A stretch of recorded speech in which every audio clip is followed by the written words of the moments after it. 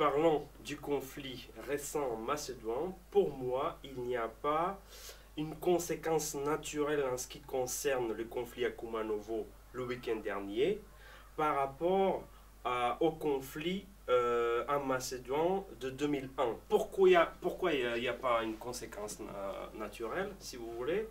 Il n'y a pas une conséquence naturelle par le simple fait, c'est que, bien sûr qu'en 2001, il y avait une crise dans la société, mais même en 2001, pour moi, il ne s'agit pas d'une question d'ethnicité, des conflits interethniques, mais même le conflit en 2001 concernait la nature, l'organisation du pays de la Macédoine, c'est-à-dire il y a une majorité qui en quelque sorte a pris possession de l'État à partir de 1991, et il y a une minorité albanaise qui considérait qu'elle est sous-représentée aussi bien dans le gouvernement que dans l'administration publique. Bien sûr qu'au sein de l'armée nationale albanaise, il y avait des éléments aussi, des gens qui revendiquaient la Grande Albanie, l'ethnicisme, le nationalisme. Mais rapidement, si vous voulez, même cette formation s'est transformée au fur et à mesure à un parti politique qui est entré dans le gouvernement. Depuis, bien sûr qu'il y a encore des problèmes de la mise en œuvre de l'accord d'Ohrid qui a mis fin au conflit de 2001, mais ce qui se passe actuellement en Macédoine, ce n'est pas une conséquence naturelle, par le simple fait, ce n'est pas la population locale de la Macédoine qui mène ce conflit, il s'agit d'une bande de mercenaires qui sont fort probablement infiltrés par le Kosovo et qui n'ont aucun soutien de la population locale, c'est-à-dire ils sont en quelque sorte extérieurs aussi bien au territoire qu'aux problèmes intérieurs du pays. Donc cette formation qui a participé aussi, d'après les informations que nous avons dans différentes formations terroristes dans d'autres régions comme Ukraine ou Syrie. Même je refuse de parler de terroristes, je parle de mercenaires, n'est-ce pas? Si vous voulez, ils n'ont pas trouvé un accueil favorable par la population et du coup, il n'y a pas un lien entre le conflit de 2001 et le conflit d'aujourd'hui. Même si certains gens, bien sûr par crainte, ils ont peur, si vous voulez, que le conflit de 2001 ne se reproduise plus. Et si vous voulez, même sur la nature de conflit 1, il y a une différence entre le conflit en Macédoine de 2001 par rapport au conflit des autres pays voisins de cet espace post-yougoslave. Le conflit a duré 7 mois, il y a eu 200 victimes par rapport à un conflit à Bosnie, 3 ans et demi, 100 000 victimes. Même donc, si vous voulez, même par rapport à l'entourage, le 2001 aussi est complètement différent. Je pense que c'est essentiel de lire ce conflit en Macédoine dans le sillage de la crise politique que traverse le pays en ce moment. Quelle est la crise politique que traverse le pays? C'est-à-dire, il y a la manifestation, il y a des milliers de gens dans la rue qui demandent la démission du Premier ministre et du gouvernement macédonien suite à une affaire des écoutes téléphoniques que le parti d'opposition a divulgué. Et dans ces écoutes téléphoniques, il est question, n'est-ce pas, de scandales, de népotisme, de la corruption.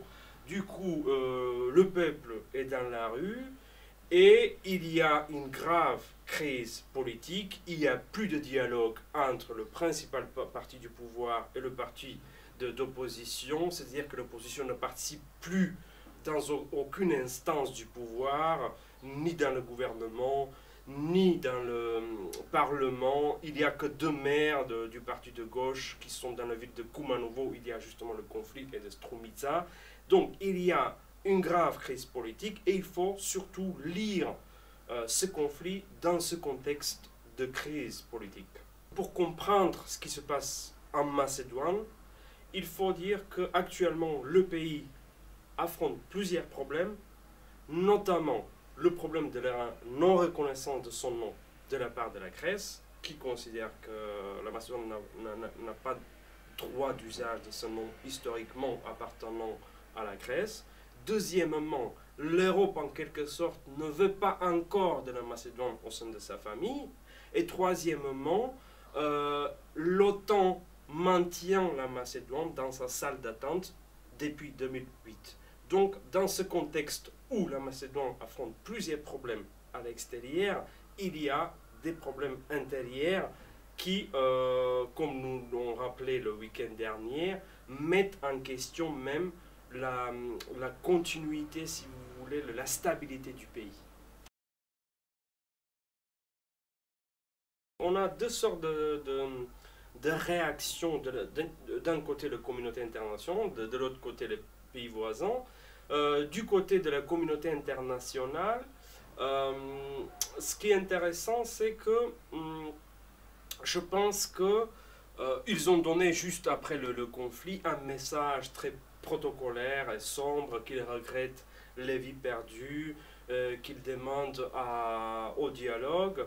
Il faut savoir qu'il y a une sorte de théorie du complot en Macédoine qui veut lire ce conflit dans un contexte plus large, comme quoi il faut comprendre le conflit macédonien dans cette opposition entre l'Amérique d'un côté et la Russie, comme quoi il s'agit d'une tentative américaine, n'est-ce pas, d'empêcher la construction de ce qu'on appelle le Turkish Stream, et où la Macédoine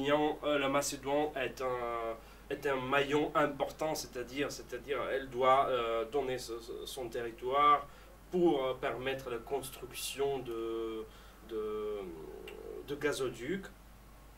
Je pense que ces théories de complot n'existeraient pas si d'un côté la communauté internationale n'était pas silencieuse assez longtemps, ne permettait pas en quelque sorte la naissance d'une sorte de populisme extrême en Macédoine. De l'autre côté, le message qu'envoie le pays voisin est beaucoup plus précis. Le Premier ministre serbe a tout de suite réagi, il a tout de suite envoyé des renforts militaires de police sur la frontière avec la Macédoine, c'est-à-dire en tenant la main, n'est-ce pas, à son collègue macédonien. Il est intéressant que le Premier ministre bulgare, pour sa part, a demandé aussi la démission du Premier ministre macédonien en le rappelant que dans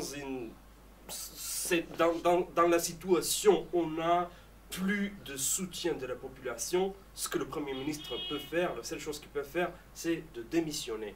Après, du côté d'Albanie et de Kosovo, il y a eu plutôt des messages si vous voulez, d'appel au dialogue, de réconciliation, et ils veulent surtout de ne pas être liés avec le conflit que j'appelle, j'insiste, urbain à Kumanovo, c'est-à-dire qu'il n'y a aucun lien d'organisation entre Kumanovo, Kosovo et les dits mercenaires infiltrés sur le territoire de Macédoine et dans la ville de Kumanovo.